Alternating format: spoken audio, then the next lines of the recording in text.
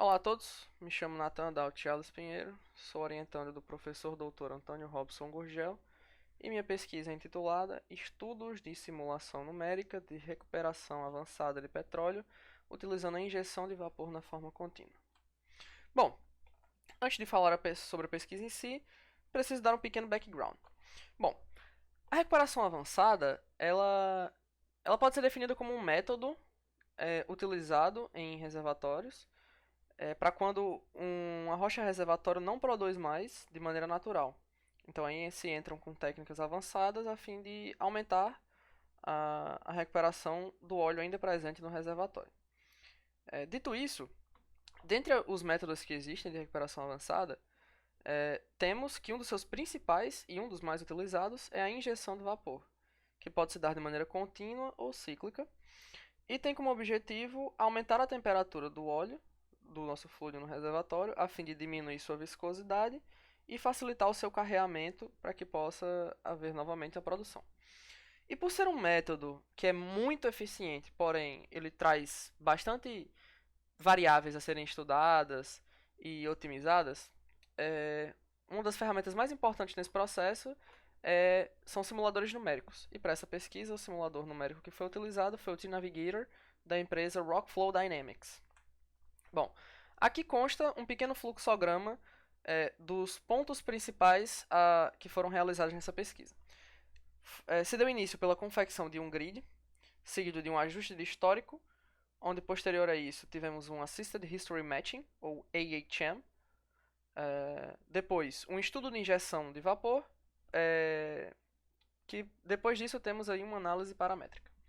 Isso é apenas para frisar os pontos principais de cada parte da pesquisa, mas eu vou explicá-los mais à frente, mais detalhadamente. Bom, começando pela confecção do grid. O grid, ele nada mais é do que a representação gráfica, né, no nosso computador, de como é o reservatório, a rocha reservatório. Esses dados são obtidos através da geologia. Só que, por se tratar de uma pesquisa de universidade, ainda de graduação, e por não se ter um poder computacional muito avançado, e principalmente pelo fato de dados reais de poços não serem de tão fácil acesso, e até para facilitar a pesquisa, a gente desenvolveu esse modelo mais simples de grid, né, onde você pode ver aqui que ele é dividido, né, seccionado em vários tiles, né, e cada tile desse você pode ver aqui que ele tem um comprimento na direção de x, y e em z. Onde observa-se que esses com a espessura menor, eles são da zona produtora de óleo, e esses com a espessura maior são da zona produtora de água. Essas fotos são tiradas diretamente do simulador T-Navigator. Aqui a gente pode ver que essa tubulação aqui da esquerda seria o poço injetor, e podemos ver que ele está injetando vapor aquecido, e dá para ver um aumento da temperatura se alastrando aqui pelo nosso reservatório até o poço produtor, que seria essa outra tubulação aqui. A confecção do grid se deu da seguinte maneira. Foram separados 3 blocos principais de simulação. Onde, o primeiro bloco, nós tivemos simulações com valores de x e y. Onde temos aqui algumas opções, onde, usando 8 blocos de 12,5 metros, nós temos a representação do modelo menos refinado, ou seja, o maior tamanho de cada tile daquele. E o modelo de 50 blocos de 2 metros nos mostra o modelo mais refinado. Ao fim dessa simulação em x e y, se dá início da simulação no eixo z, mas na zona de óleo, onde temos aqui essas 3 opções, onde podemos notar que esse mais 2 seriam referentes aos blocos na zona de água, e como a simulação dele se dá posterior a isso, foram setados 2,5 como valor padrão para todos. Onde mais uma vez temos os modelos mais refinados e menos refinados. Ao fim dessa simulação com o melhor valor, foi feita agora a simulação na zona de água, seguindo os mesmos padrões já citados. Como eu citei anteriormente, uma das coisas mais importantes na simulação numérica é justamente poder computacional. E quanto menor o poder computacional disponível, maior é o tempo das simulações, e vice-versa.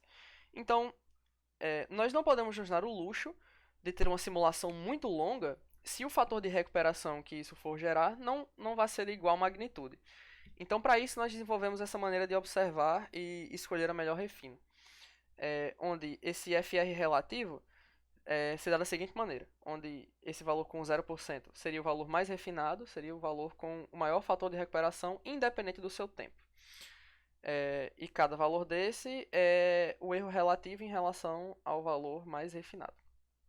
Enquanto a mesma análise se repete para o tempo relativo, onde esse valor de 0%, que seria o modelo menos refinado, nos mostra a opção mais rápida, independente do seu fator de recuperação.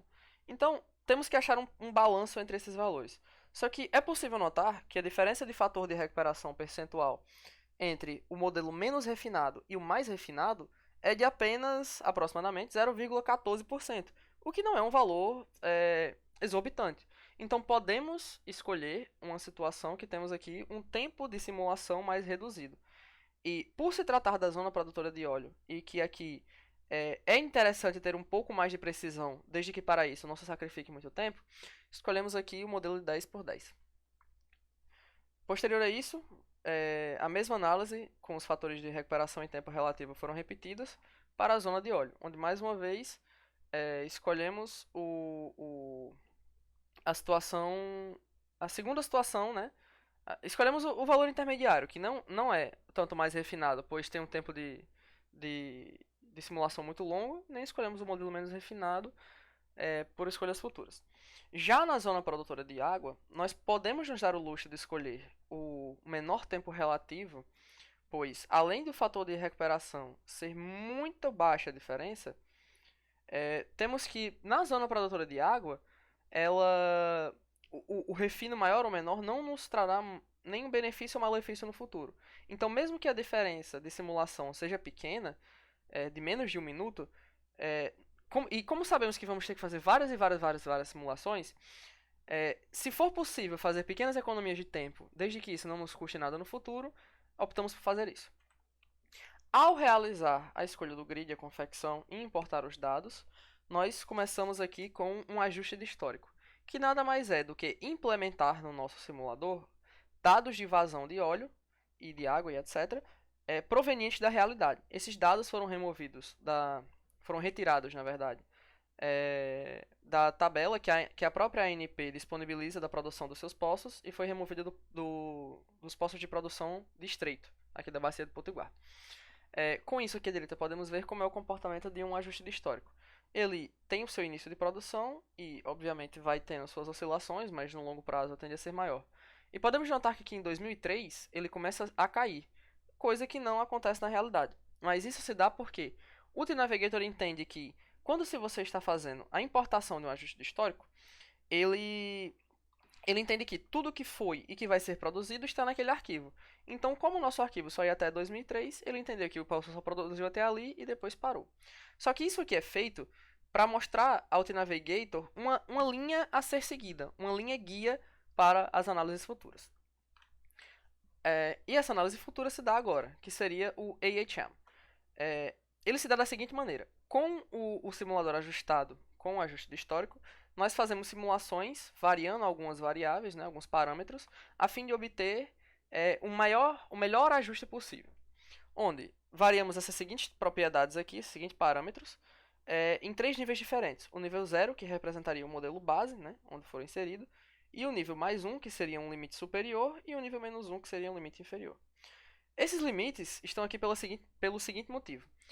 Essa ferramenta do T-Navigator, o que ela vai fazer ela vai pegar todos esses parâmetros que nós colocamos e vai escolher valores aleatórios dentre esses níveis que inserimos e vai fazer combinações. Por exemplo, ele vai pegar um valor de 24 aqui, por exemplo, e um valor de 3.5 aqui. Então ele vai fazer essas misturas e vai ver como os valores se comportam. Aqui na direita nós temos um exemplo dos gráficos de como se comporta. Podemos ver que temos variações bem distintas entre os vários modelos, pois cada alteração nesse conjunto de propriedades resulta em recuperações de óleos diferentes. Feito esse ajuste de histórico, nós conseguimos um erro da função, uma função de erro relativo de 4,8 vezes 10 a menos 17, o que é um valor muito próximo de zero e bem satisfatório. E essa função objetivo foi definida como a diferença entre entre o valor de vazão do ajuste e o valor da realidade. Ao fim desse ajuste de histórico, nós começamos o estudo das vazões de injeções, onde variamos aqui mais uma vez naqueles três níveis, como já citados, e setamos fixos alguns valores, como pressão de injeção, título de vapor, temperatura de injeção e corte de água máxima, enquanto o expoente de correio para a água está variando. Esse corte de água ele está setado nesse valor fixo porque o T-Navigator funciona da seguinte maneira. Enquanto a gente não der um comando ou um limite para ele seguir, ele vai continuar produzindo, mesmo que esteja tendo só água. Então, sabendo disso e querendo fazer uma análise completa de injeção, nós colocamos aqui que no poço produtor, ele pode ter uma porcentagem de 98,5% de água e depois disso ele corta a produção. O título de vapor se mantém fixo e as pressões de injeção, bem como as temperaturas, elas precisam se manter fixas, pois estamos tratando da injeção de vapor aquecido. Se voltarmos para a termodinâmica, nós sabemos bem que vapor superaquecido só existem em certas situações conjuntas de pressão e temperatura. E como esse simulador vai pegar valores aleatórios entre os níveis que coloquemos, pode ser que ele venha escolher um valor de pressão e temperatura onde não exista vapor superaquecido. E mesmo que o simulador dê um valor, e mesmo que esse valor possa parecer promissor, ele está longe da realidade. Pois o simulador ele presume que você, como engenheiro, vai saber contornar esses problemas termodinâmicos. Ao fim desse estudo, escolhemos 3 vazões de injeção. Essas vazões foram escolhidas baseadas nos seguintes critérios. Como podemos ver aqui no gráfico à esquerda, nós temos vários dados de vazões, onde, a depender do conjunto de dados, temos um início de produção mais prematuro, que vai terminar mais cedo, né? E temos pontos onde o óleo, né, a razão de óleo, vai ser menor, só que ele vai se manter por mais tempo. Os dois fatores que foram levados em consideração foram, novamente, o fator de recuperação, por se tratar de uma propriedade primordial na área de reservatórios, e o RVO, que é a razão, vapor e óleo, que nos diz basicamente, como o próprio nome diz, a quantidade de óleo para vapor que está sendo obtido. Obviamente que se estamos injetando vapor para obter mais óleo, se possível, seria interessante que tivéssemos 99% de óleo e 1% de vapor, só que isso nunca vai acontecer. Então, a gente precisa ter um limite ali de quanto de vapor para quanto de óleo pode ser aceitável em nossas pesquisas. Nessa nossa pesquisa, foi considerado um valor de 19. Então, juntando esse valor de RVO de 19 e com o melhor FR possível, nós escolhemos 3 vazões de injeção. Depois de escolher essas 3 vazões de injeções, começamos com uma análise paramétrica a fim de observar quais propriedades geram maior alterações, quais propriedades, quando alteradas, geram maiores alterações no fator de recuperação. E essas propriedades analisadas foram esse BD, né, que seria um bottom depth, que seria a profundidade do poço, X, que seria o título, Conde, que seria a condutividade térmica da rocha, que nos mostra o quão eficiente ou não essa rocha é em conduzir o calor proveniente do nosso injeção de vapor. Temos aqui o CV, né, que seria a capacidade volumétrica da rocha, e temos Q, que seria a vazão de injeção. Ao variarmos esses valores novamente naquele mesmo esquema de 3 níveis, notamos que os valores que mais influenciam no FR são X e Q. E que na melhor combinação desses dois valores, obtivemos uma melhoria de aproximadamente 9% em relação ao fator de recuperação basal. E 9% pode parecer um valor não tão atrativo como valor numérico, mas se considerarmos que isso é em porcentagem a quantidade de óleo do reservatório, 9% pode se tornar um valor muito alto. Inclusive se torna um valor bastante atrativo. Até o presente momento, essas foram as pesquisas realizadas, esses foram os resultados obtidos. Posterior a isso, temos previsto a avaliação de parâmetros econômicos do nosso reservatório de maneira mais profunda. Aqui seguem algumas referências que foram citadas e esse é o fim da apresentação. Espero que a mesma tenha sido engrandecedora para quem assistiu.